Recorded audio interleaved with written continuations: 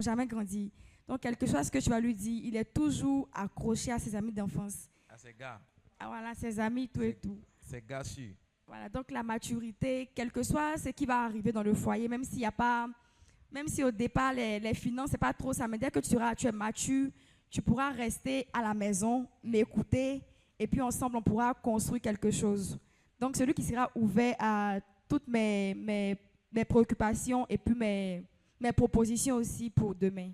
Donc c'est un peu Ok. ça. Donc pour toi, c'est surtout la maturité. Parce que Diane dit, elle a une remarque à faire. Que Dieu nous bénisse. La remarque, c'est que toutes les personnes qui ont intervenu ont donné des critères. Je veux un homme qui me respecte, je veux une femme, je veux avoir la complémentarité, tout et tout. Mais je n'ai pas entendu, je veux un homme qui m'aime, qui va m'aimer, ou bien une femme qui m'aime. Personne n'a dit Est-ce que ça. l'amour n'est pas, est-ce que l'amour ça compte pas? Est-ce que l'amour n'est pas le premier facteur Parce que il y pour en a. avoir un mariage mielleux? Ok, merci Pasteur Diane. Parce qu'il y en a qui, je complète ta question, parce qu'il y en a qui se marient sans amour, hein. Donc ils ont trouvé l'homme, voilà, ils ont trouvé, comme Julie a dit, elle, il la respecte, il a l'argent, il est intime, il est chrétien, mais il n'y a pas l'amour. Hein? Ou bien vous dites que ça, vous dites que c'est, non, vous dites que c'est normal, ça on n'a pas besoin d'en parler. C'est très important. Pasteur Fabrice veut dire quelque chose. Pasteur Fabrice veut dire quelque chose. Après, Marie-Josée.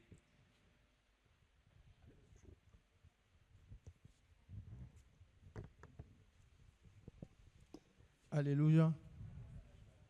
Moi, je pense que ce que maman a dit est vrai. Et pour moi, l'amour dans le mariage, c'est la deuxième chose. Parce que pour moi, la première des choses, c'est d'avoir Dieu d'abord en commun, notre Dieu en commun. Et ensuite, l'amour. Parce que c'est l'amour qui permet à l'un et à l'autre de pouvoir de se supporter et se pardonner. Voilà. Si tu n'aimes pas quelqu'un, c'est vraiment difficile de pardonner. Et moi, ces deux choses-là, ça m'aide beaucoup. Donc pour toi, Dieu, le mielleux, c'est d'abord God. Dieu d'abord. Ensuite, l'amour. Ensuite, l'amour. Qui permet de supporter. Donc si la personne est une inconvertie, non, ça, c'est même pas la peine. C'est pas la peine. On prend pas, le dossier est intraitable. Les adultes, vous me suivez? SP, tu es là? Mais il y a une chaise entre vous deux. C'est quoi? Vous êtes fâchés? Elle est fâchée. Si. Yes.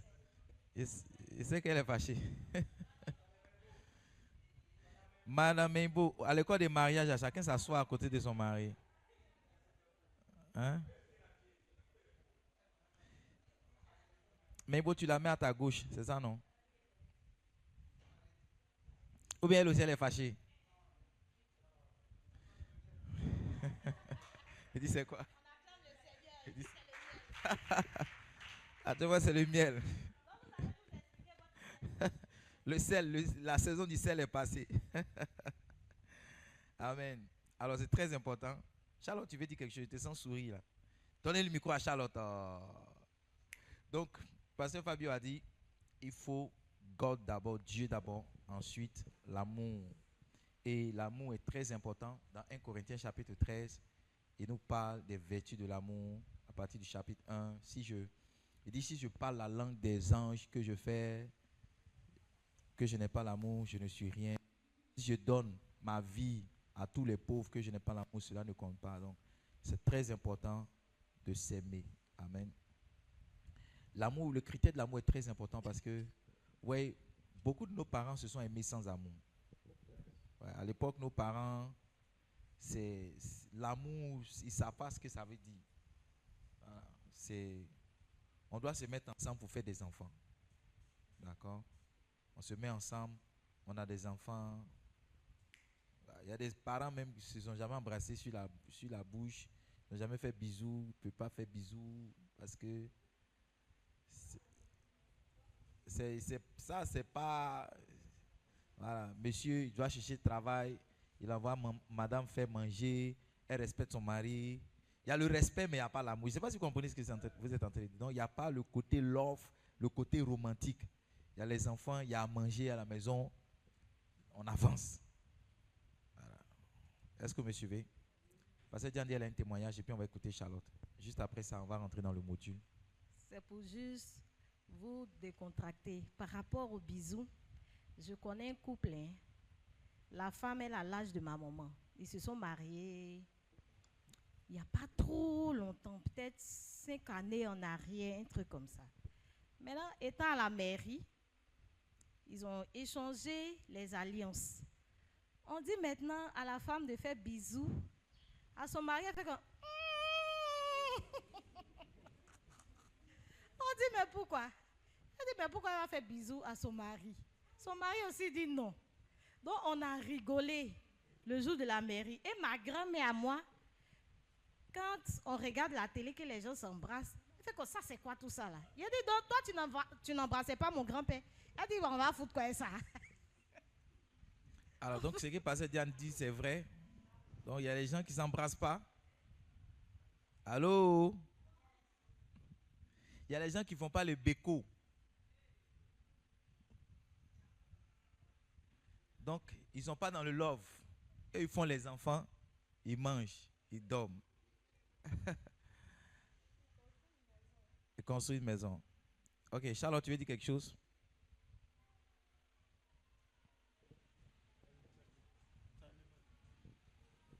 Bon, pour moi, c'est un homme, j'aime pas un homme qui est violent. Toi, tu n'aimes pas les hommes violents, je les les- déteste. Parce les que junkies. dans la Bible même, la parole de Dieu dit que n'écoute-toi pas un homme violent. C'est ça. Là, j'aime pas les hommes qui battent les femmes Mhm. pour un oui, pour un autre. Ta femme n'a rien à dire. Dès qu'elle n'est pas nette, c'est pour la gifler. Ça, c'est moi, j'aime pas les hommes violents. Et Dieu merci que, bon, je n'ai jamais eu des hommes violents aussi. Et puis aussi, j'aime aussi les hommes qui sont sociaux. Parce que moi, j'aime beaucoup de personnes. Mhm. J'aime pas les hommes où on ne rentre pas chez eux. La belle famille n'a pas le droit de venir. Ou bien, personne. Ça se limite seulement en lui avec sa femme, ses enfants. Moi, j'aime le social. Parce que moi, je suis... Toi, on tu es m'a... Mère Teresa. Voilà, Prends tout le monde. on m'a créé dans une famille où mon père accueille beaucoup de personnes à la maison, maman aussi. Wow. Il a élevé beaucoup de personnes, les nièces, les neveux, tout ça là. Ah, Si. ça fait que Actuellement, il y a du monde chez toi. oui, papa. Tu as combien de personnes chez toi? Bon, À part ta fille Océane. à part ma fille, il y a mes nièces. Combien? Il y a mes nièces qui sont 3 nièces, avec mes petits-enfants qui sont venus en vacances avec ma petite soeur, avec son bébé. Wow. Donc, Mon toi, mari ne seul. supporte pas ça, franchement. Wow. Il n'aime pas les... où il y a du monde comme ça, là, ça le fatigue. Donc, vous êtes combien à la maison? On peut être, bon, peut-être 9 personnes, mais 8 hein, Wow. à la maison. Là, chaque fois, je lui dis, il n'est qu'à accepter cela parce que moi, je suis dans une famille où on est beaucoup. Et je suis l'aîné. Que Dieu le fortifie. Que John. En tout cas, Dieu va le fortifier. Merci Charlotte. Charlotte a évoqué un point, elle a soulevé un point qui est très important, la violence. Est-ce que vous- bon, je ne vous apprends rien. Hein. Il y a des chrétiens, il y a des couples chrétiens dans lesquels on se boxe encore. Il y a des couples quelqu'un. Moi, je me rappelle, j'ai dû régler un problème d'un couple pastoral où le monsieur a giflé même sa femme. Ouais. Des jeunes pasteurs, même une fois, je suis intervenu pour une femme où son mari, même un pasteur d'un certain âge, j'ai dit son mari l'a agressé physiquement. Donc, la question de la violence, il faut qu'on en parle. On va en parler tout autour de cette école de mariage parce que le thème de cette année, ce sera la communication. J'estime que c'est un manque de communication qui conduit à la violence ou bien la violence elle-même est une forme de communication. Il y a des hommes pour faire passer un message, il faut qu'ils te tapent. Il y a des femmes aussi pour faire passer un message, il faut qu'elles te tapent. Donc, on va parler des communications qui détruisent le foyer comme des communications constructives qui aident le foyer. On va parler de ça tout au long de ce mois de juillet. Par la grâce de Dieu, on peut pousser même en autre, pourquoi pas. Aujourd'hui, c'est une prise de contact pour planter le décor et puis nous aider à comprendre ce qu'on va faire cette année à l'école de mariage. Quelqu'un veut dire quelque chose avant que je ne fasse mon exposé? Donc, la question que je vous ai posée, je vous remercie pour vos différentes réponses. Et quand vous observez vous-même vos réponses, vous voyez que de Julie à José, à Natacha, à Rome, à Yannick, à Charlotte, vous voyez qu'il y a des points, c'est vrai, qui reviennent, mais il y a des points aussi qui sont différents les uns des autres. Est-ce que vous avez observé ça? La première leçon qu'on peut tirer, c'est que tous les mariages sont des cas d'école. J'ai dit quoi? Tous les mariages sont des cas d'école. Pour dire que chaque mariage est particulier. C'est une erreur dans laquelle on tombe souvent quand on fait des comparaisons. Quand on veut que son mariage soit forcément comme celui-là, dans la forme, et que dans le fond, on ne cherche pas quels sont les principes sur lesquels il s'appuie, on tombe tout de suite dans la séduction. Parce que souvent, ce qu'on voit en apparence n'a rien de mielleux à l'intérieur. Donc, tous les mariages sont des cas d'école. Pour vous dire que vous ne pouvez pas chercher à plaquer ou bien reproduire textuellement le mariage de quelqu'un chez vous. Si vous êtes de l'Ouest comme Charlotte, il y a de fortes raisons que votre femme aussi aime beaucoup de personnes parce que c'est une caractéristique chez les gens de l'Ouest. Voilà, ils ne vivent pas à 2, à 3. Donc, si tu vas aimer une sœur qui est de l'Ouest, il faut savoir que sa famille, c'est sa famille que tu maries. Voilà, c'est sa famille que tu maries. Tu comprends? Si tu vas marier aussi une sœur du côté du sud, chez nous les Hébriers, il faut savoir que quand tu vas lui donner l'argent du marché, elle va faire le marché samedi. Pratiquement tout ce qu'elle va acheter samedi là, vous allez manger ça le dimanche. Elle va mettre ça dans sauce graine, tout le poisson là. Voilà, il faut savoir aussi que quand elle va accoucher, tu vas payer des robes. Il faut que fasse ça, tu vas payer pagne. Je dis ça parce que j'avais un ami, il y avait un collègue qui avait son ami qui a une femme hébriée et qui m'avait posé le problème. Il m'a demandé est-ce que c'était normal que la femme de son ami se comporte comme ça. Et quand il m'expliquait, j'ai dit elle était quelle clinique. Et puis il m'a dit hébreu. J'ai dit non, les femmes hébreues c'est comme ça, elles se comportent. Parce qu'il estimait que la femme ne gérait pas bien l'argent du marché et que elle en m'aidait avec beaucoup de dépenses qu'il fallait pour telle fête, pour telle ceci. J'ai dit si c'est une femme hébreu, c'est exactement comme ça qu'elle fonctionne. D'accord? Donc le point, il ne faut pas l'oublier, c'est que tous les mariages sont des cas d'école. Ça veut dire l'homme que tu vas marier ou la femme que tu vas marier, c'est sa particularité et ta capacité à t'adapter à sa particularité et à t'améliorer. C'est ça qui va donner la forme de votre mariage. Est-ce que tu comprends? Le partenaire que tu vas avoir, son caractère là, ta manière ou ta capacité à t'adapter à son caractère ou toi-même à t'améliorer, c'est ça qui va donner la forme de votre mariage. Est-ce que vous avez compris cette partie-là? Parce que si tu maries quelqu'un et que tu veux que la personne soit comme ceci, tout de suite vous allez rentrer dans un conflit. Tu comprends? La personne va s'améliorer parce que l'homme est censé s'améliorer. Mais si c'est forcément le point qui t'empêche ou bien qui fait rentrer la personne dans le mariage, ça peut être un blocage dès le départ. Parce que les points là en général c'est quoi? Ça vient d'un idéal qu'on se bâtit ou bien ça vient d'une mauvaise expérience qu'on a ou bien d'une bonne expérience qu'on veut conserver. Donc si tu as eu un papa qui était violent, tu vas pas forcément que quelqu'un, tu vas penser qu'un mariage parfait, bien évidemment il n'y a pas de violence dedans, c'est pas ça. Pourquoi? Ce n'est pas un idéal que tu t'es formé par un rêve, mais c'est quelque chose que tu veux éviter qui se reproduise dans ton mariage. Est-ce que tu suis? Donc nous tous, on a été influencés par notre environnement. Comment nos parents ont été avec nos mamans, souvent c'est le contraire de ce mariage à quoi on veut parce qu'on estime que c'est ce qui est beau. Donc quand tu as ton papa qui n'a pas pris soin de ta maman, tu exiges de façon naturelle comme critère que celui qui va venir prenne soin de toi. Si tu as eu un papa qui était doux avec ta maman, tu peux exiger que ton mari aussi soit doux parce que cet environnement-là a forgé un certain idéal, une certaine image du mariage que tu veux avoir. Donc, premier point, tous les mariages sont des cas d'école. Deuxième point, c'est que chacun de nous doit savoir quel type de mariage il veut.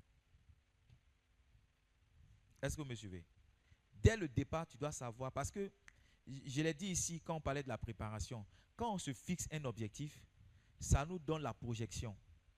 C'est-à-dire, je marie Viviane, mais voici le type de mariage qu'on veut. Donc, quand je me mets avec elle en 2025, je sais où on va en 2030, en 2035. Parce que le type de mariage que je veux va nous définir l'objectif à atteindre, va nous définir la finalité. Qu'est-ce qu'on poursuit? Ok? L'objectif nous permet aussi, on a dit, de pouvoir nous concentrer. C'est pas ça? Quand tu sais où tu vas, tu n'es pas dispersé. Donc quand tu sais que tu veux bâtir quelque chose avec quelqu'un, une fois que tu es engagé avec cette personne-là, toutes les autres ne te disent rien si tu es un homme. Quand tu sais que tu veux bâtir quelque chose avec X, tous les autres hommes ne te disent rien à partir du moment où tu es avec X. Est-ce que vous comprenez? Donc, le fait que tu aies un idéal ou bien une image de ton mariage, ça te permet de te concentrer une fois que tu es en cheminement ou bien une fois que tu es avec quelqu'un. Troisième chose qui est bon avec l'objectif, c'est que l'objectif te permet de t'évaluer. Chaque année, tu peux évaluer ton mariage. Est-ce que mon mariage se porte bien? Est-ce que mon mariage est en souffrance? Est-ce que mon mariage évolue? Est-ce qu'on est bien ensemble? Cette évaluation-là, tu ne la fais pas par rapport au mariage de ton voisin, c'est une erreur. Hein? Tu ne la fais pas par rapport au mariage de ton papa, c'est une erreur.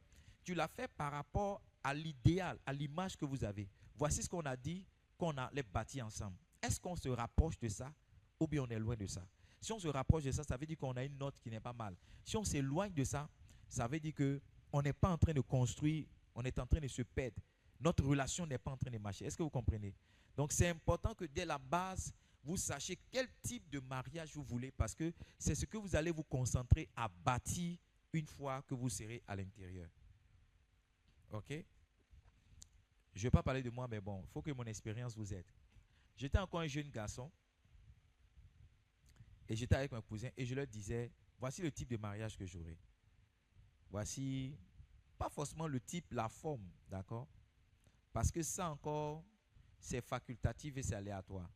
Parce que tu peux avoir, on a regardé un film, parce que Diane, c'est pas ça, c'était quand cette semaine, on a regardé un film avec les enfants, en soirée où il y a une dame qui est partie dans un restaurant, elle a décrit l'homme de sa vie,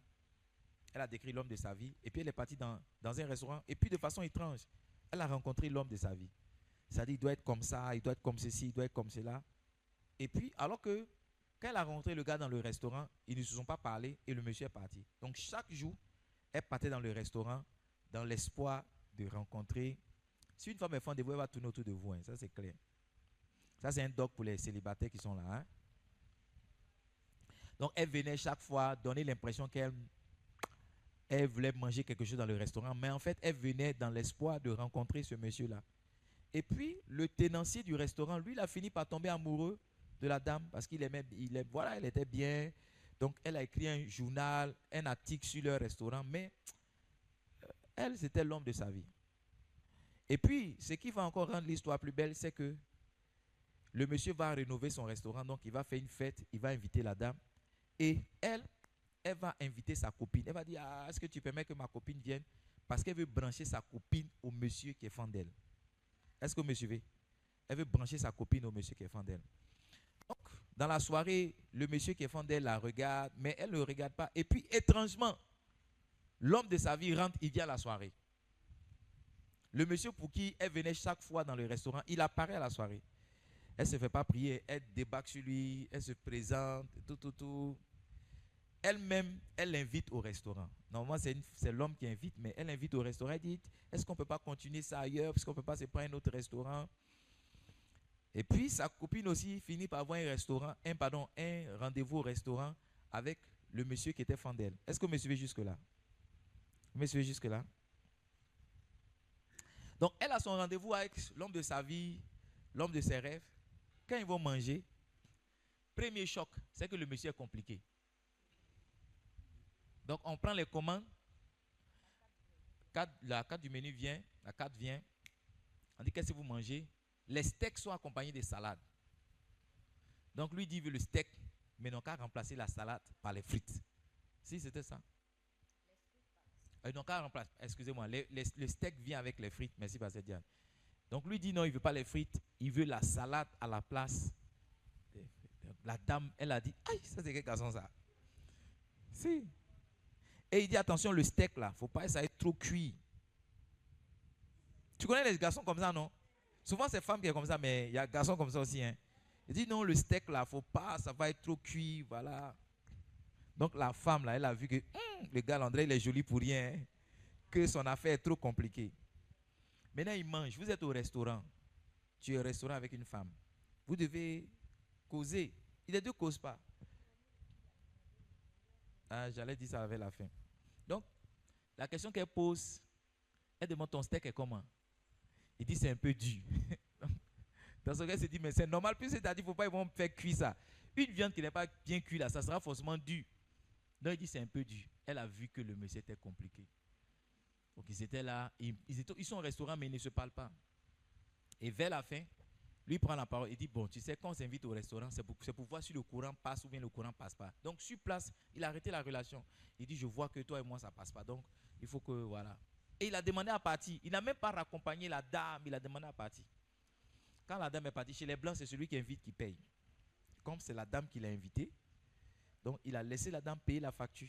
Donc, quand ils ont envoyé l'addition, en plus d'avoir commandé un steak et d'avoir demandé la salade en lieu et place des frites, il a pris le vin le plus cher du restaurant. Quand la dame a vu, elle a dit, en plus le vin, ça dit, elle a vu que l'homme de ses rêves, là, c'était juste dans l'apparence. Au fond, là, c'était même pas quelqu'un pour sa vie. Donc, c'est sa copine maintenant qui va lui dire, ah, mais le gars, il est fond de toi. Hein? Donc, elle a laissé une branche. Elle a attrapé la bonne branche. Mais je prie que ça t'arrive, que tu tombes sur la bonne branche, que tu n'aies pas besoin d'essayer tout et n'importe quoi. Donc, avoir le type de mariage que tu veux, ça ne te donne pas, quelquefois, ça ne met pas l'accent sur le conjoint lui-même.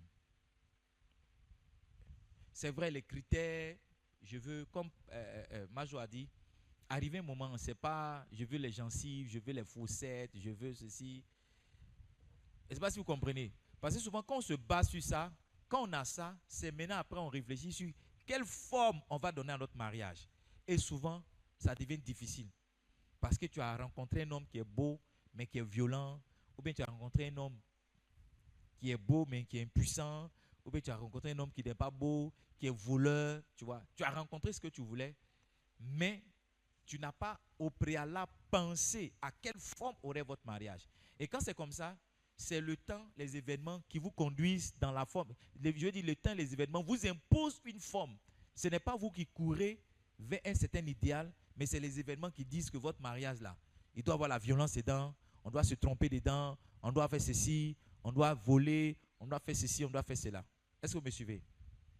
Je regarde une vidéo sur Internet, une femme vient parler à son mari, elle dit, chérie, cache-toi, cache-toi, cache-toi. Et son mari est dans la voiture, ils sont à la station. Elle dit à son mari, il faut te coucher. Et puis elle va expliquer à son mari qu'il y a un gars qui veut la draguer. Il lui a proposé de faire le plein de sa voiture. Donc si le gars découvre qu'elle est son mari là, et elle est coup plein, donc elle a dit à son mari, cache-toi, cache-toi. Parce qu'elle a dit à son mari, dit, oui, c'est une bonne idée, c'est une bonne idée. il va faire le plein. Donc elle dit, cache-toi, cache-toi. Et puis elle lui dit, mais j'ai lui donné, il a demandé, ici, demande mon numéro. Et puis elle dit, j'ai donné ton numéro. Il dit, oui, oui, donne mon numéro, donne mon numéro. Tu vois, si vous n'avez pas défini comment votre mariage sera là, vous allez vous retrouver dans les mouvements comme ça. Où ta femme et toi, vous pouvez vous mettre ensemble pour arnaquer quelqu'un. Ou bien vous pouvez mettre ensemble pour voler quelqu'un. Tu comprends? Parce que vous n'avez pas pensé à quelle forme prendra votre mariage. Donc si vous êtes en cheminement, si vous marchez avec quelqu'un, vous devez discuter de ça. J'ai un jeune pasteur, quand je dis jeune, ce n'est pas son âge, c'est jeune dans le ministère, qui m'a abordé une fois. Il m'a expliqué que quand il cheminait avec sa fiancée à l'époque, il lui a fait comprendre qu'il a des velléités de pastorat. C'est-à-dire qu'il sent qu'un jour il peut être pasteur. Mais il n'a pas vraiment pris ça en compte parce que, bon, il n'était pas trop engagé pour qu'il ressemble à un pasteur. Une fois dans le mariage, les choses ont commencé, il a commencé à durer à l'église comme toi. Donc, il vient à l'église, il dit à sa femme, il faut partir, sa femme s'en va, elle attend qu'à 17h, elle appelle, il dit non, je suis le pasteur. Donc ça a commencé à devenir compliqué. Tu comprends? Et la dame avait raison. Parce que quand il s'engageait, il n'a pas dit ça. Ils n'ont pas discuté de cette forme. Est-ce que vous comprenez? Cette forme où elle sera maman pasteur ou bien maman assistant pasteur. Et puis maintenant que c'est en train de venir, ça peut devenir un problème. Est-ce que vous me suivez? Donc vous devez, même si on peut trouver la solution, mais dès le départ, vous devez dire, monsieur, moi voici le type de mariage que je veux. Maman, moi voici le type de mariage que je veux. Moi je ne veux pas les agiter là. Si tu es agité, tu seras jeté. Voilà. Je veux une maison paisible. C'est pas ça? Rome a dit non, moi je veux un mariage classe où voilà. Quand ma femme à la maison, elle porte une culotte ou bien une petite jupe. les histoires d'épargne, se promener. Si tu es Yvonne, tu restes Yvonne. Faut pas, tu es Yvonne dehors, puis tu es les pagneuses, voilà. Il ne veut pas les pagneuses, il veut les robeuses. Voilà. Ça se discute. Et quand vous rentrez dans le mariage, vous travaillez pour aller vers cela. Amen. Est-ce que ça aide quelqu'un?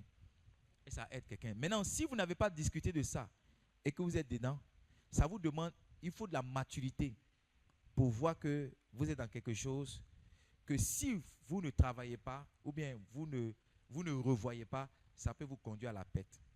Donc tu peux dire, monsieur, je veux discuter avec toi, maman, je veux discuter avec toi. Voici les responsabilités d'un homme, voici les responsabilités d'une femme.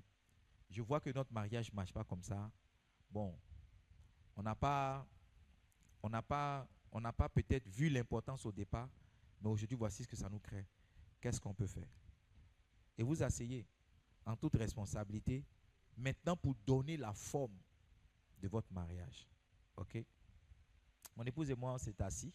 Une fois, je l'ai fait asseoir et je lui ai dit, regarde, on n'a pas le droit d'échouer. On n'a pas le droit d'échouer dans ce qu'on fait parce qu'il y a beaucoup de jeunes qui nous regardent. Il y a des gens qui veulent se marier parce qu'ils estiment que notre mariage est beau. Il y a des gens qui ont recommencé à croire au mariage parce qu'ils se disent, ah, j'ai vu un jeune pasteur qui avait sa femme il y a longtemps, ils se connaissent, donc c'est possible. Donc si on échoue, on va décourager toutes ces personnes-là, on va faire douter toutes ces personnes. Donc le type de mariage qu'on veut bâtir, c'est un mariage modèle. C'est un mariage miroir où quelqu'un peut regarder et dire non, je veux faire comme ça, je veux ressembler à celui-ci, je veux ressembler à ça, je veux ressembler à ça, je veux faire ça, je veux faire ça. Est-ce que vous me suivez jusque là? Si quelqu'un a une question, il peut la poser. Maintenant, le thème de mon exposition même, c'est le chapitre 4. Il ne faut pas dormir, hein? C'est le chapitre 4 de mon livre « Que le mariage soit honoré ». Le chapitre 4 dit « On se marie pour être heureux ». C'est pourquoi je vous ai dit « C'est quoi un mariage mielleux ?» On se marie pour être heureux. Touche un voisin, dis-lui « On se marie pour être heureux ». L'intercession qu'on fait dans le mariage, normalement, c'est pour prier pour la nation, pour les autorités, pour son pasteur, pour sa famille et de toute autre personne dans le besoin. Amen. Voilà. C'est pas, Seigneur, change le cœur de ma femme. Seigneur, change le cœur de mon mari. Seigneur, change le cœur. Seigneur, rends-le plus doux, rends-le plus... Non, ça là, tu n'es pas en train de vivre le bonheur. Parce que la vérité, la Bible dit que, en Proverbe chapitre 20, verset 22, c'est ça, si un homme rencontre le bonheur, celui qui trouve une femme trouve le bonheur, c'est pas ça? Et la Bible dit que c'est une grâce qu'il obtient de l'Éternel. Proverbe 18, verset 22. Ça veut dire qu'on se marie pour être heureux. Allô? On se marie pour être comment? Voilà. On se marie pour être heureux. Mettez ça dans votre esprit. Si vous voyez quelqu'un qui est dans le foyer qui n'est pas heureux, il n'est pas bien marié. On se marie parmi tant d'autres raisons pour être heureux. Pour être heureux. Tu dois être heureux, tu dois être heureuse dans le mariage. Amen. Toute autre chose en dehors du bonheur, c'est écrit ici, en dehors de la paix qui vous arrive est illégale et n'a pas le droit de perdurer.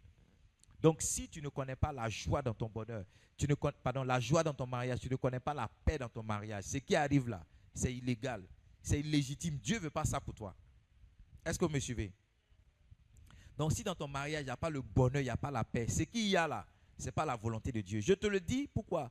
Pour que tu trouves les moyens de combattre ça, ou bien la solution pour pouvoir éviter cela. Il ne faut pas laisser une situation qui n'est pas le bonheur, la paix, perdurer dans ton mariage. Parce que ça, ce n'est pas la volonté de Dieu. Est-ce que vous me comprenez? Est-ce que vous me comprenez? La volonté de Dieu pour toi, c'est que tu sois heureuse, maman. Mon frère, c'est que tu sois heureux dans le mariage. C'est que tu profites et tu jouisses de tout ce qu'il y a dans le mariage. On se marie pour être heureux. Et c'est possible de rentrer dans le mariage et être heureux. Parce que la parole de Dieu dit, celui qui a trouvé une femme, c'est aussi valable pour celui qui a trouvé un homme, il a trouvé le bonheur. Donc la personne que tu fais rentrer dans ta vie est censée te procurer le bonheur. La personne que tu fais rentrer dans ta vie est censée te procurer la paix. Si elle ne te donne pas le bonheur, elle ne te donne pas la paix, ce qu'elle te donne est illégitime. Elle te donne comment? Elle te donne comment? Voilà. Le mariage écrit dans mon livre n'est pas un centre de pleurs. Ce n'est pas un CIP, Centre international de pleurs. Les seuls pleurs qui sont autorisés dans le mariage, c'est quand on a perdu un parent ou bien quand on est trop content. Amen. Les pleurs qui viennent parce que monsieur a giflé, les pleurs qui viennent parce que maman est impolie, ça c'est illégitime. C'est des pleurs qui sont à proscrire dans le mariage. Amen. J'ai dit quoi? Ce sont des pleurs qui sont à comment? À proscrire dans le mariage. Le jour où tu pleures, c'est que tu as perdu un parent proche. Le jour où tu pleures, c'est que tu dis, chérie, Dieu a tellement fait, Dieu est fidèle, regarde ce que Dieu a fait. C'est les seuls pleurs qui sont autorisés. Sinon, les pleurs de oh, on ne mange pas, les pleurs de non, il m'a giflé, les pleurs de non, non, ça, ce n'est pas autorisé du tout. Amen. Amen. Pour cela, voici pourquoi je vous ai posé la question. Vous avez besoin de foi et de pensée appropriée. Pour vous garder cet idéal qu'on se marie pour être heureux là, vous avez besoin de croire en cela. J'ai connu des gens, malheureusement, dans cette église et même en dehors, qui ne croient pas au mariage, qui ne croient pas au bonheur dans le mariage. Amen. N'avez-vous pas regardé une vidéo, cette vidéo sur Facebook, où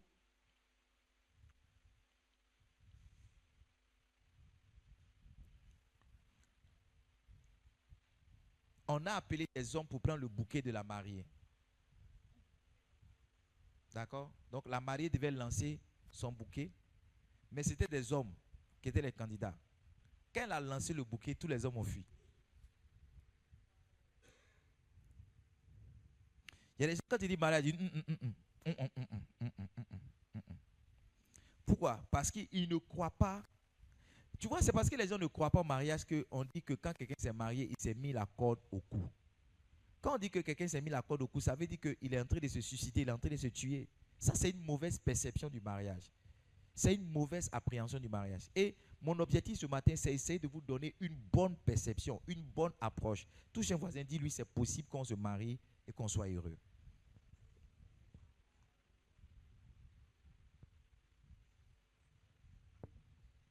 Donc, se marier, ce n'est pas décider de souffrir. Je me rappelle quand j'étais à la banque, je me suis marié et on avait un grand client. Un monsieur, il avait des millions de francs CFA, beaucoup d'argent. Et puis c'était le lendemain ou bien, parce que je me suis marié. Et puis le lendemain, je suis allé au travail, bien 2 jours après, je suis allé au travail. Donc, quand il m'a vu, il a dit, Edmond, le mariage, c'était comment? C'était bien, ouais. Et puis c'est un collègue qui m'a demandé. Et puis il a dit, c'était quel régime? Il a dit, communauté. Donc le boss, là, il était dans le bureau de mon patron. Il a fait, quelle bêtise. Il ne s'est pas adressé à moi, mais il a dit, quelle bêtise. Parce qu'il était en instance de divorce. D'accord? Donc, il y a tellement de mauvaises expériences sur le mariage que plusieurs ont fini par conclure que c'est une mauvaise décision. Il y a tellement de mauvaises expériences que les gens ont eu du mariage. Est-ce que vous me suivez? Il y a tellement une mauvaise perception qu'ils ont du mariage qu'ils se disent que quelqu'un qui se marie là, il s'en va souffrir.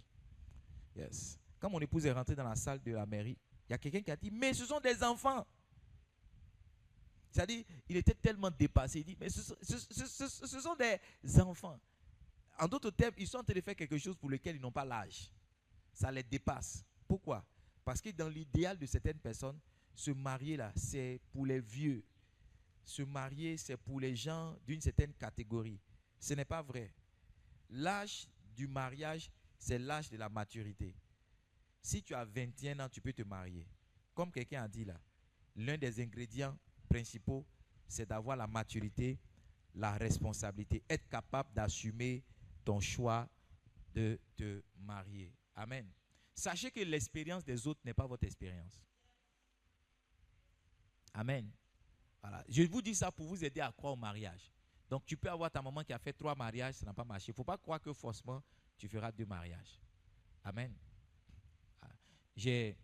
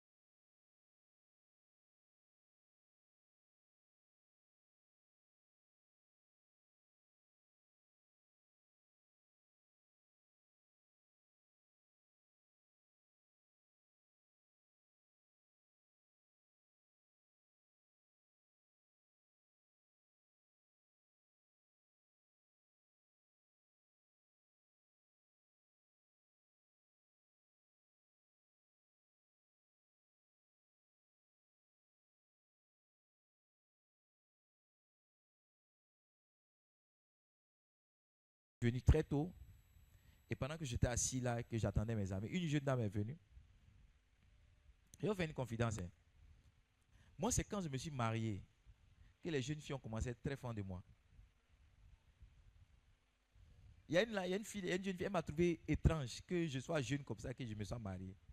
Elle s'est dit que si tu t'es marié, je sais que tu dois être bon. Et mon alliance, c'est comme si mon alliance n'était pas un frein pour elle. Donc la dame là me dit, mais pourquoi je suis jeune et que je suis marié? Je lui ai expliqué mes raisons. Et puis elle m'a dit, voici ce qu'elle m'a dit. Elle dit, depuis qu'elle est née, c'est la première fois que quelqu'un lui parle en bien du mariage. Ça veut dire l'âge qu'elle avait là, elle n'était pas engagée sur le chemin du mariage parce qu'on ne lui a jamais parlé en bien du mariage. Donc la confession là, ça peut changer la foi, ça peut changer la pensée de quelqu'un. Ce que tu dis sur le mariage ou bien ce que tu apprends sur le mariage, ça peut changer tes confessions. Donc il ne faut pas avoir peur. Si tu es en cheminement, tu es dans tes fiançailles, il faut dire, on aura un mariage heureux, on aura un mariage paisible, on aura 4 enfants. Notre premier enfant, ça sera fort. Notre deuxième enfant, ça sera Éden. Notre troisième enfant, ça sera une femme. Notre cinquième enfant, ça sera ceci. Il faut confesser ton mariage. Amen. Et plus tard, quand tu vas te marier, on est en train de parler du module, le mariage, baptisé mariage heureux, ou bien Dieu veut que tu te maries pour être heureux. Plus tard, quand tu vas te marier, chaque action que tu vas poser dans le mariage, ça sera en vue du bonheur que tu veux atteindre. Yes. Parce qu'on va revenir là-dessus, il faut être intentionnel. Il ne faut pas juste souhaiter un mariage heureux, ou bien je souhaite un mariage mielleux, puis tu t'assois là, tu piles foutu, tu crases igname, tu fais rien. Non, il faut être intentionnel pour que le miel, tu disais le miel là même là, il faut aller affronter les abeilles là, pour tirer le miel là, amen. Donc si tu es couché à la maison, tout ce que tu peux faire c'est de payer, même avoir ça, tu dois payer. Donc il y a quelque chose forcément que tu dois faire. Donc il y en a c'est à ce niveau-là que vous êtes. Qu'est-ce que je dois faire pour que mon mariage se retrouve du miel? Il y a quelqu'un, c'est sa question ce soir. Qu'est-ce que je dois faire pour que mon mariage soit mielleux? Quel sucre je dois ajouter? Sucre vanillé, sucre roux, sucre blanc. Quel sucre je dois ajouter pour avoir sucre mou, ou bien sucre en carreau, ou bien sucre en eau? Quel sucre je dois ajouter pour avoir le miel dans mon mariage? Amen. Amen. Alors, quel sucre? Papa, quels sont les sucres que tu me proposes? Un sucre pour les femmes, c'est d'augmenter l'argent du marché. C'est un sucre. Un sucre pour les femmes, par exemple, c'est donner un cadeau. Amen. C'est donner un cadeau. J'ai vu une vidéo, une femme était fâchée contre son mari. Elle a tracé un trait sur le lit. Elle a mis quelque chose au milieu comme ça. Pour dire, toi tu dors ton côté, je dors de mon côté. Elle lui a donné d'eau. D'accord? Quand elle voulait tirer son coussin pour dormir là, elle a vu l'argent en bas. Elle a enlevé le trait là. Elle a pris la main de son mari. Elle a mis sur elle. Pour dormir. Est-ce que tu vois? L'argent est fort, hein? Elle a ramassé l'argent là. Elle a ramassé l'argent là. Il y a une aussi qui a donné rendez-vous à son mari, son chéri. Elle a dit non, je t'appelle, je veux rompre. Je veux rompre. Donc pendant qu'elle était en train de dire je veux rompre, il a enlevé l'argent, il l'a déposé. Elle a pris. Elle dit mais tout est 5 000, tout est 5 000.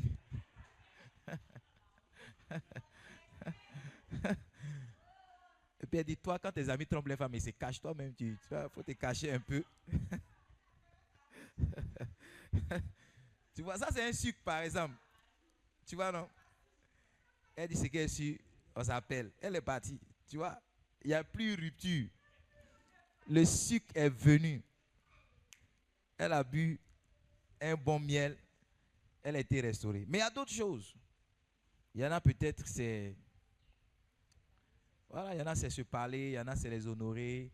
Il y en a, c'est la nourriture, manger. Elle aime peut-être Pacali ou bien attiquer poisson, tu la prends, tu la vas chez Chesso.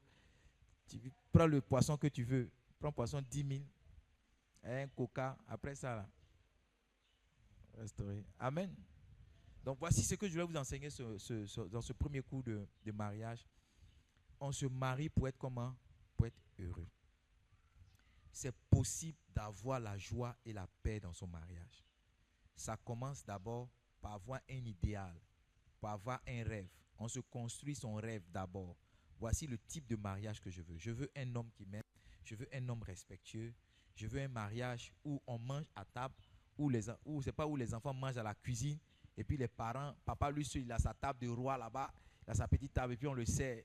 On dit bon appétit le roi, et puis il mange. Voilà, et puis les enfants mangent à la cuisine, ils se battent là-bas, et puis maman aussi mange avec sa maman, elles sont deux, elles mangent quelque part là. Non, ça, c'est pas le type de mariage que je veux. Je veux un mariage où on mange à table, où on sert la nourriture à table et on mange. Tu vois, ça c'est un idéal que tu peux avoir. Je veux un mariage où on va en vacances, où dans 12 mois, là, on peut prendre une semaine pour dire non, on s'en va à Jacquesville, on met nos pieds dans la mer, ou bien on s'en va à Grand là-haut, à Brafédon, là-bas, on met nos pieds dans la lagune. Ça, c'est le type de mariage que je veux. Tu comprends, non? Enfin, il faut que ça soit clair dans ton esprit, pour que quand ta femme est en train de te promener en pagne, tu dis, c'est pas ce qu'on a dit, c'est pas ça. Tu comprends? Et il faut confesser, il faut visualiser ton mariage, il faut confesser ton mariage, il faut déclarer, il faut prier pour ton mariage. Mais surtout, très important, il faut agir selon l'idéal que tu as perçu. Amen. Voilà, donc on va s'arrêter là pour aujourd'hui. S'il y a des questions, s'il y a des questions, on va passer à la série des questions.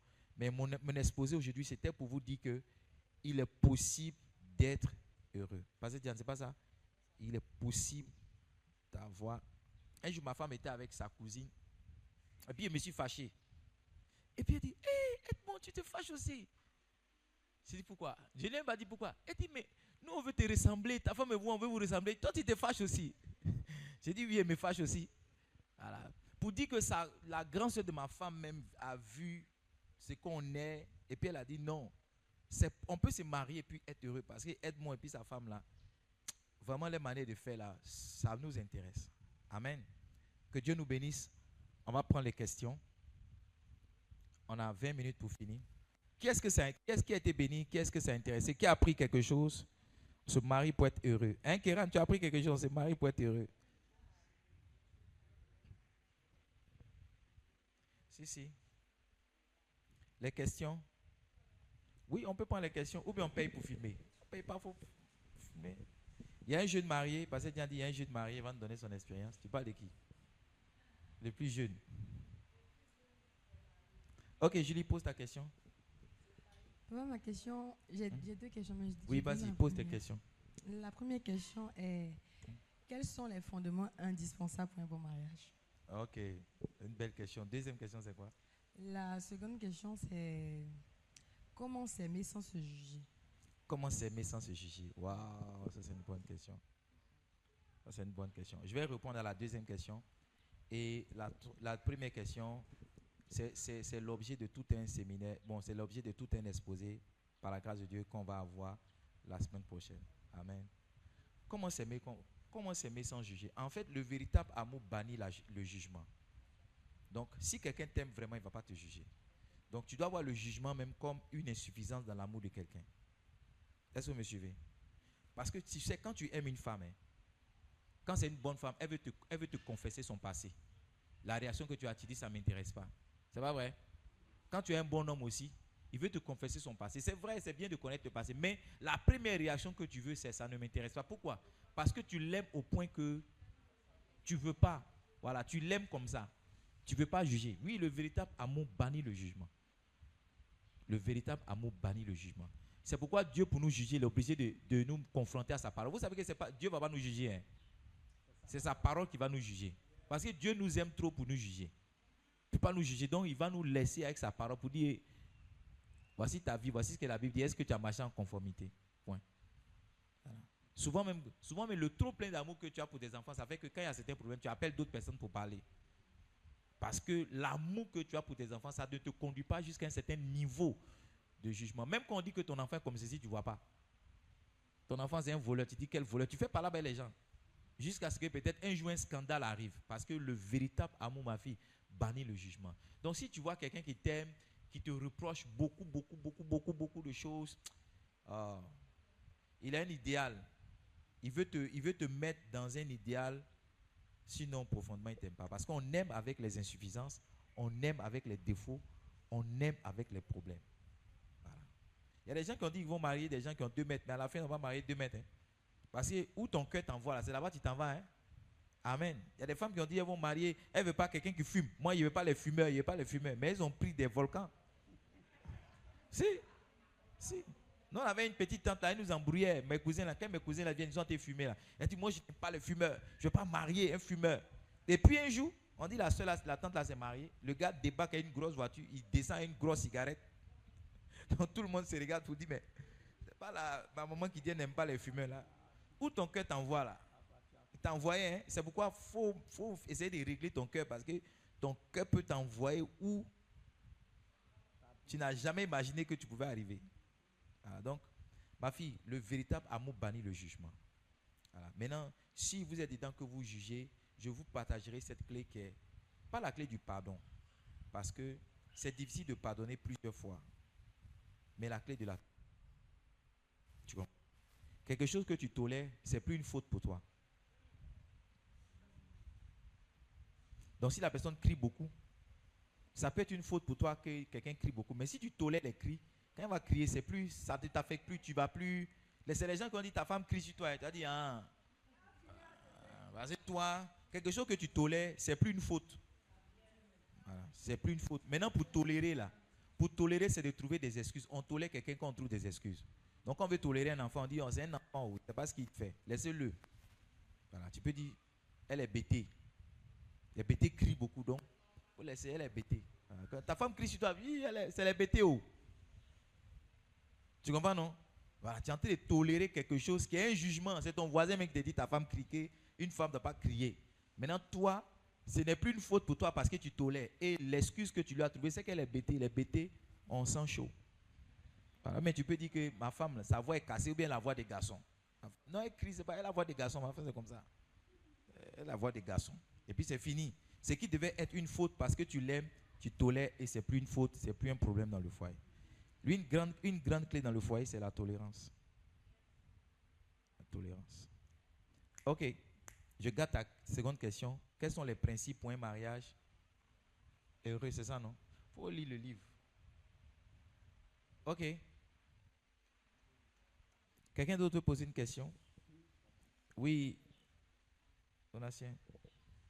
Merci, papa, pour votre exposé. Je t'en prie.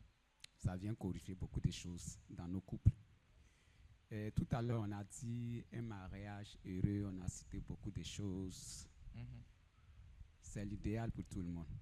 Mais est-ce qu'un mariage heureux exclut les conflits? Est-ce qu'un mariage heureux exclut les conflits? Wow, c'est une bonne question. On en parlera tout au long de ce séminaire cette année. Yes. Les conflits rendent le mariage encore plus... Hein? C'est ça. Toi, tu payes cash, tu viens de demander pardon. Hein, Fabio? Ta femme te fatigue, on dirait. Hein? Faut me dire si elle te fatigue, tu me dis. Hein?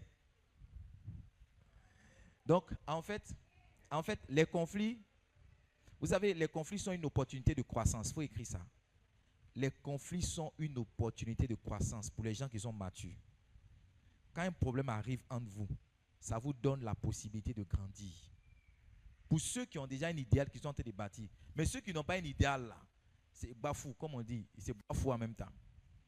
Alors, ils se blessent jusqu'à ce que l'affaire arrive quelque part là-bas. Mais quand vous êtes mature, là, ce qui n'a pas marché, ce pourquoi vous êtes en train de vous faire palabre, là, ça veut dire que c'est quelque chose qui ne marche pas. Donc, vous devez vous asseoir pour dire, papa, maman, ça là, ça ne marche pas. Comment est-ce qu'on peut corriger?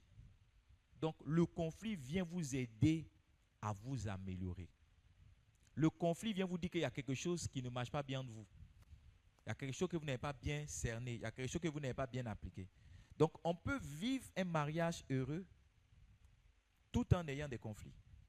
By the way, quand quelqu'un dit qu'il a fait 60 ans de mariage, ce n'est pas qu'ils n'ont jamais fait bafou. Hein. Non.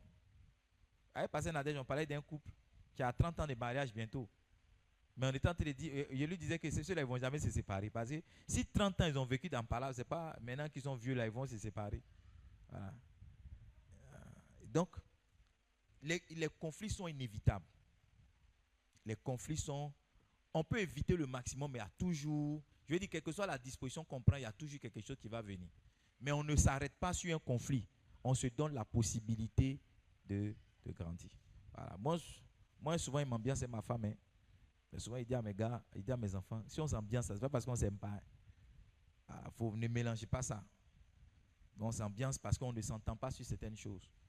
on ne s'entend pas sur l'heure de départ, elle est en retard, elle est ceci, ou bien on ne s'entend pas sur l'argent qui doit être donné. J'ai dit 40 000, j'ai dit tiens 33 000, il faut te débrouiller, tu vois. Tu vois. Donc il y a les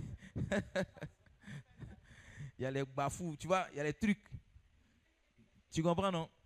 Donc, mais ça n'empêche que, et aujourd'hui, ma femme et moi, on a grandi dans quelque chose. Donc, un conflit, ça dit, on peut ne pas être d'accord sur quelque chose, mais ça ne nous empêche pas d'être d'accord sur les autres. Tu vois, non? Il y a des conflits où, parce que madame a balayé passé sur ton pied, vous ne vous parlez plus un mois. Donc, si dans un mois, tu devais lui donner l'argent pour aller au marché, tu ne donnes pas. Si dans un mois, si elle devait t'ouvrir les frontières aussi, elle ferme les frontières. Donc, tout est mélangé. Tu comprends, non? Voilà, si tu devais lui donner l'argent pour les enfants, tu ne donnes plus. Ah, tu es carré. Non. Vous ne vous êtes pas entendu parce que peut-être elle n'a pas donné le bon repas que tu voulais. Mais si elle vient te dire, non, chérie, tu avais dit quelque chose pour les enfants, tu fais ça. Tu vas dire, quitte là. Tu n'as pas dit, tu me manques de respect là. Va chez tes parents là-bas. Allô, est-ce que vous me comprenez? Voilà, donc, ma femme et moi, par exemple, on peut ne pas s'être entendus sur quelque chose à la maison, mais comme vient à l'église, on est dans un décor différent. Hein.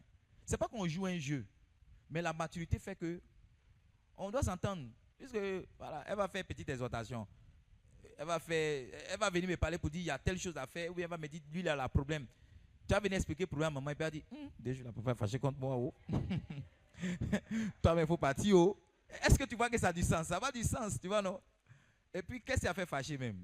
Peut-être le riz ou la sauce là, c'était pas lourd, tout est passé dans le fond là-bas. Tu vois, non? Tu comprends, non?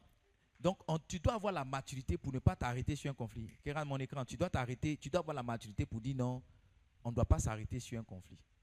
Est-ce que vous avez suivi? Donc, le conflit, voici comment il faut le traiter.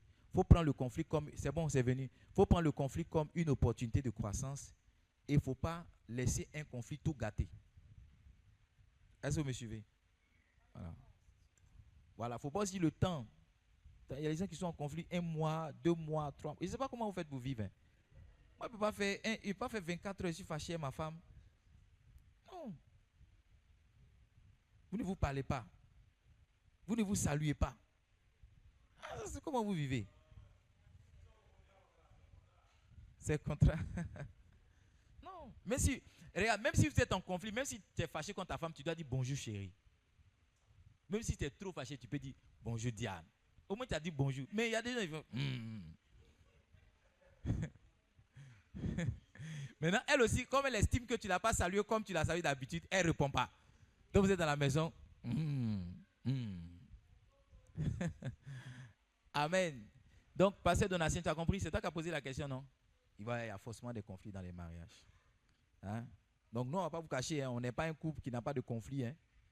On a de moins en moins de malentendus. Parce que nous, on va appeler ça des malentendus. Ce n'est pas des conflits. On va appeler ça des malentendus. On en a de moins en moins. Mais même quand ça vient, ça ne nous arrête pas. Ok. Quelqu'un veut poser une question? Oui, pasteur Nadège. On prend 2 dernières questions. Il nous reste 10 minutes. Quand ça pose ta question? Gloire à Jésus. Amen. J'ai une question. Ma question, c'est que je demande si on peut... Laissez-moi reformuler ma question. Oui, il faut reformuler. Tu as le micro. On peut apprendre à aimer dans le foyer. C'est-à-dire, on ne s'est pas aimé au début. Oui. Et puis, on apprend à aimer. Tu as croisé la personne, tu aimes ses principes, il est intelligent. Il a des principes que tu aimes. Mais tu ne l'aimes pas en tant que tel comme monsieur et madame. Mais il y a des principes que tu aimes chez lui. Ok. Donc, par exemple, il est intelligent. Voilà. Il est propre, il est bien parfumé. Les femmes aiment ça. Un garçon parfumé, sent bon. Présentable. Il donne 10 000. Voilà. Quand tu viens le voir, il te donne 10 000. Donc, Marina, mais c'est qu'elle dit c'est mauvais. Tu viens le voir, il dit non, tiens, 10 000, c'est ton transport. 250 là, quitter, marcher pour venir à son départ, il dit tiens, 10 000. Donc tu vois que bon, il est bien quoi. Il est bien. Ouais, il est bien. Et puis souvent quand tu parles, ta copine dit, mais de cas là, toi aussi c'est comment? Hein? Ma belle-mère a une réponse. Ma femme va donner ça. On te donne la réponse de ma belle-mère. Ma maman aime le dire et elle le dit toujours à mes soeurs que l'habitude crée l'amour. C'est si. Elle dit l'habitude crée l'amour. À force de côtoyer la personne, à force de t'habituer à la personne, à force d'être toujours avec la personne. Comme on le dit souvent aussi, l'appétit vient en mangeant. Parfois tu es seul comme ça, tu n'as pas envie de manger. Mais quand tu es accompagné de quelqu'un, une fois j'étais en train de manger et puis ma soeur m'a dit, toi, je suis rassasiée, mais ta manière de manger fait que elle allait prendre une cuillère. Elle est venue manger avec moi. Pourtant, elle était rassasiée. Elle n'avait pas envie de manger. Mais me voyant manger, du coup, elle a eu en même temps envie de manger. Donc, ma maman aime le dire. Je crois qu'on apprend à s'aimer. On apprend à L'habitude s'aimer. crée l'amour. Moi, je vais ajouter à ce que Mémé a dit. Il y a deux personnes que vous mariez. Il y a la personne que vous avez draguée ou bien la personne qui vous a dragué. Et il y a la personne que vous découvrez dans le foyer. C'est deux personnes différentes. Hein. Oh, c'est deux personnes différentes. La personne qui te drague là et la personne qui est dans le foyer, ce n'est pas la même personne. Hein. La soeur que tu dragues là et puis celle que tu vas marier, ce n'est pas la même personne. Hein. Quand tu dis que tu viens la voir là, elle se fait genre. Si elle n'a pas de talon, elle va prendre le talon de sa soeur pour voter. Tu comprends? Toi aussi, quand tu dis que tu vas la voir, tu fais genre. Donc vous deux là, vous êtes en train de vous blaguer. Tu comprends, non? C'est dans le foyer là que vous allez vous découvrir. Je prends cet exemple là souvent, et ça fait rire, mais c'est la vérité. Par exemple, quand tu vas voir le frère, tu vas voir la soeur, vous êtes ensemble, mais la soeur ronfle, tu ne sais pas. Quand vous mariez, la soeur ronfle, première nuit, elle ronfle. Tu fais comment? Tu as dit, moi, il n'aime pas les ronfleuses. Hein. Tu dois apprendre maintenant à aimer la ronfleuse là. Celle que tu aimais, elle ne ronflait pas. Maintenant, tu dois apprendre à aimer la ronfleuse. Donc, un jour, ta soeur va dormir. Ta femme va dormir avec quelqu'un, puis quelqu'un va dire, ah, mais ta femme, comment tu fais pour dormir? Tu as dit que toi, tu n'entends pas les ronflements parce que quand tu aimes quelqu'un, qui ronfle, tu n'entends pas. Allô? Quand tu aimes quelqu'un, quand il ronfle, tu n'entends pas. C'est les autres qui entendent. Toi, tu n'entends pas. C'est mystérieux. Hein? Mais quand tu aimes quelqu'un, tes oreilles sont fermées à ses ronflements. Est-ce que vous suivez ce que je suis en train de dire? Voilà. Donc, tu es obligé d'apprendre à aimer la personne que tu vas découvrir dans le foyer. Et c'est comme ça. Moi, je me rappelle quand je partais derrière mon épouse, quand on était jeune, chaque soir, je partais la voir. Quand il revenait de mon stage, je partais la voir. Elle portait collant avec body. Et puis, elle avait les cheveux au vent. Elle a les cheveux comme ça. Donc, elle était toujours parfumée. Je la voyais, je l'ai rarement vue attachée, tu vois. Donc, quand je vais la voir, elle est toujours parfumée. Donc, voilà. Toujours bien. Mais quand on est rentré dans le mariage, c'était pas évident au départ. Parce qu'elle va mettre un pagne ici, tu vois. Maintenant, je suis son mari. Donc, je ne suis pas son pointeur. Maintenant, je suis son mari. Donc, c'est comme si elle n'a rien à cacher. Maintenant, elle va attacher un pagne. Et moi, ça me fatigue parce que moi, je voulais que la go que moi, je voyais dans le collant et body là, moi, c'est elle que je veux dans le foyer. Ce n'est pas celle qui attache pagne. Tu vois. Mais il a fallu que j'aime pagne là, un peu. Bon, je lutte avec ça, mais il a fallu tolérer jusqu'à ce que les choses s'améliorent. Je ne sais pas si vous comprenez. Voilà. Donc, la personne qui vient te draguer là est différente de la personne que tu vas marier. Donc, tu apprends à aimer celui qui te drague, mais tu vas aussi apprendre celui. Pour vous dire qu'on ne finit pas d'apprendre une personne, on la découvre réellement dans le mariage. Voilà. Donc, cette personne-là, tu dois apprendre à l'aimer. Tu ne sais pas peut-être les 10 000 qui te donnent là, c'est un escroc. Maintenant, tu es rentré là, tu dois apprendre à aimer l'escroquerie là. Oui. Que Dieu te bénisse, Pasteur Nadège. Donc, l'amour vient by the way. By the way. En général, quand un homme va vers une femme, elle n'est pas intéressée. C'est l'habitude d'aller là qui envoie l'amour. Hein? Les premières réponses de nos soeurs là, non. Moi, vraiment, tu n'es pas mon genre, je n'ai pas la tête à ça. Moi, je donne les expressions, je n'ai pas la tête à ça. Il y a quoi d'autre encore? Je ne suis pas encore prête. Tu n'es pas mon genre, il y a quoi encore? Non, les femmes ne disent pas ça.